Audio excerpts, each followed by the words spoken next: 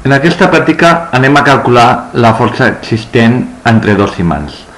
Per fer-ho necessitarem el següent material: dos imants, un imant en ganxo, un suport, una nou en ganxo, una nou en pinça, un dinamòmetre, una bàscula i un regle de plàstic.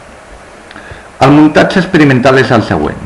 Aquí tenim el suport, aquí tenim la nou en ganxo, d'on penjarà el dinamòmetre.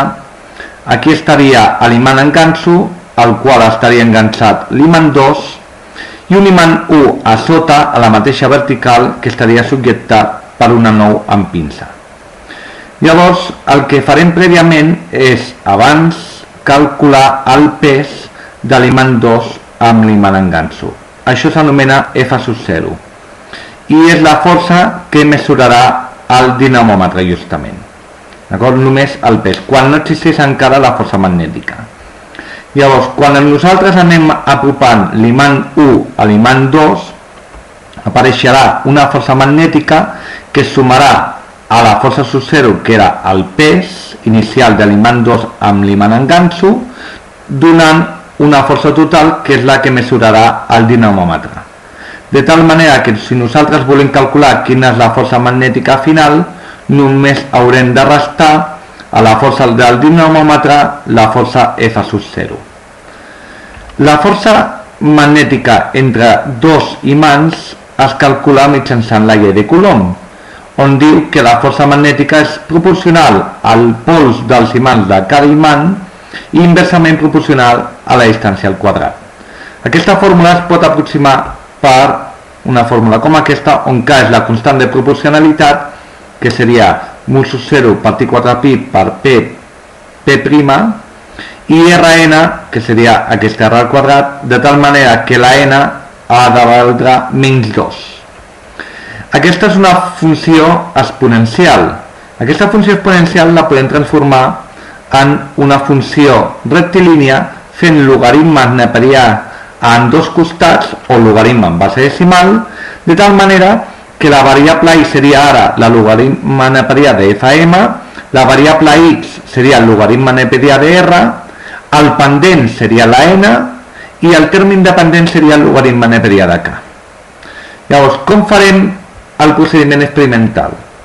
Nosaltres anirem pujant a l'imant 1 cap a l'imant 2, de tal manera que la força del dinamòmetre augmenti en una dècima el seu valor. Quan tinguem que la força del dinamòmetre ha augmentat una dècima, aturarem l'imant 1 i mesurarem la distància existent entre els dos imants. Continuem, tornem a pujar l'imant 1 fins que torni a augmentar una altra dècima la força del dinamòmetre. Tornem a aturar i tornem a mesurar la distància. Això ho podem fer fins que els dos imants arribi un moment que es quedin enganxats. Llavors allí s'acabaria de mesurar l'última força magnètica. Llavors, els resultats que ens sortiran són resultats com aquests d'aquí. Aquesta seria la força inicial F sub 0, que és un newton, la força magnètica que nosaltres hem calculat, que recordeu que es calcula restant a la força del dinamòmetre la força F sub 0.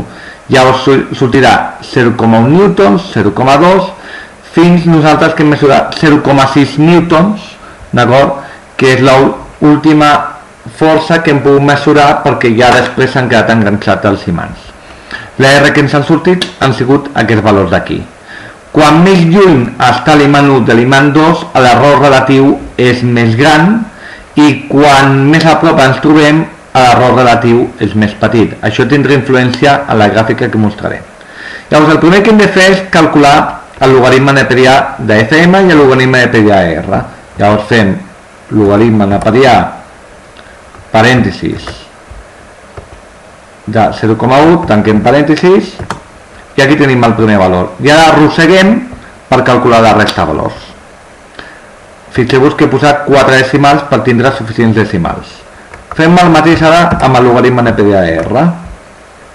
Fem el primer valor, tanquem parèntesis, donem a l'intro i ara arrosseguem per trobar la resta de valors. Quan ja tenim la resta de valors ja podem efectuar la gràfica. Com ho fem? Seleccionem les dues columnes, anem a insertar, gràfic dispersió i agafem el primer. Llavors posem aquest gràfic més a baix, d'acord? I traiem això de sèries i ara arreglem els eixos.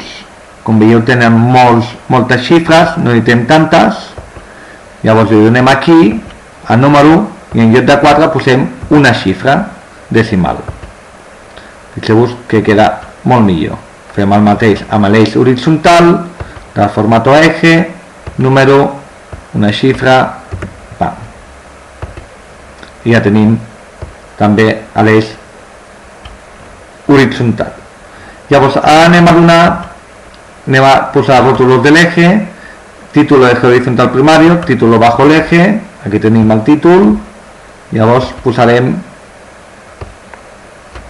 logaritme neperià de R en metres i ara el que anem a donar a l'eje vertical que direm logaritme neperià de FM en newtons. Llavors ja tenim una con l'altra. També podem posar un títol al gràfic, ¿vale? Título encima del gráfico, ¿vale? Y le pueden posar un título como gráfica logaritme neperià de FM logaritme neperià de R. Bé, una vegada tenim això, ara anem a calcular la línia de tendència. La línia de tendència, agafem els punts, donem el botó secundari al ratolí, agregar línia de tendència y agafem lineal, presentar ecuación en el gráfico, presentar el valor R quadrado en el gráfico. I posem això aquí perquè es vegi bé. Com veieu, d'acord, ens ha sortit la recta. El pendent és la N, recordeu, i val menys 0,8595. I la K, d'acord, la K, anem a fer això, la K ens ha sortit logaritme neperià de K, que és el terme independent, surt menys 2,6471. D'acord? Llavors hem de calcular el valor de K. Per calcular el valor de K hem de fer la inversa. La inversa és E elevat, parèntesis, a menys 2,6471 i això serà igual, ho calculem, anem a la funció, farem la funció exponencial, matemàtiques trigonomètriques, agafem la funció exponencial, aquí la tenim, exponent, llavors donem acceptar i aquí només hem de col·locar el número, és amb el número E, fixeu-vos que podem aplicar a la base E i li donem acceptar i ja tenim el valor de la K, amb molts decimals, donem formato de celda, de tal que li posem 4 xifres significatives. Bé, ja tenim el valor. I ara, d'acord, el que farem és veure aquesta mateixa gràfica però amb la funció exponencial, que també es pot fer per comprovar que haguem trobat correctament els resultats. Què fem? Agafem aquestes dues fileres, insertar dispersió, aquí tenim l'altre gràfic,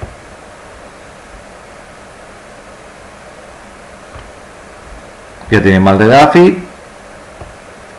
anem a posar aquest gràfic més cap allà perquè no molesti, i ara veieu, eliminem aquestes sèries i ara el que farem serà posar rótulos del eje, també presentació, rótulos del eje, aquí seria horizontal, mejor que seria distància,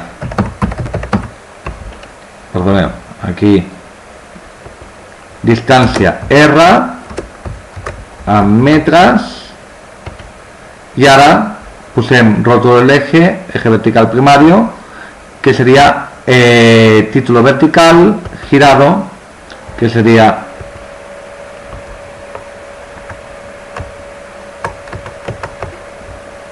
fuerza magnética en newtons.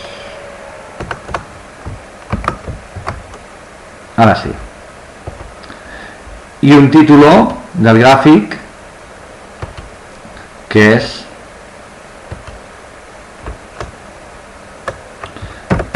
gràfica FMR.